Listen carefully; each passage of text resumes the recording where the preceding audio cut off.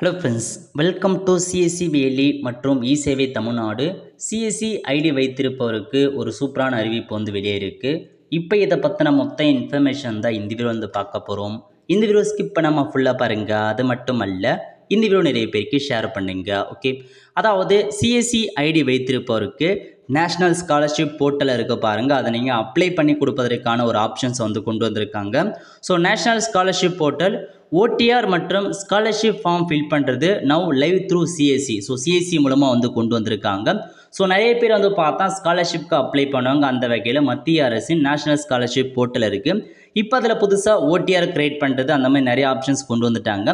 So CSC வேலியாக நீங்கள் CSC website மூலமாக அவங்களுக்கு ஸ்காலர்ஷிப் அப்ளை பண்ணுறது, ஓடிஆர் கிரியேட் பண்ணுறது, இந்த மாதிரி சேவைகளை பண்ணலாம் அப்படின்றத மென்ஷன் பண்ணியிருக்காங்க. வெப்சைட் பொறுத்த வரைக்கும் ஒன்று நீங்கள் டேரெக்டாக டிஜிட்டல் சேவா போர்ட்டலில் போய்ட்டு ஸ்காலர்ஷிப்னு சர்ச் பண்ணால் அதில் போய்ட்டு அப்ளை பண்ணலாம்.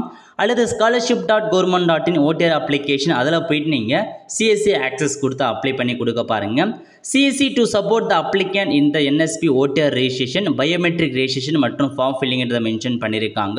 ஸோ ஸ்டூடெண்ட்டுக்கு இதெல்லாம் நீங்கள் பண்ணி கொடுங்கன்னு சொல்லியிருக்காங்க.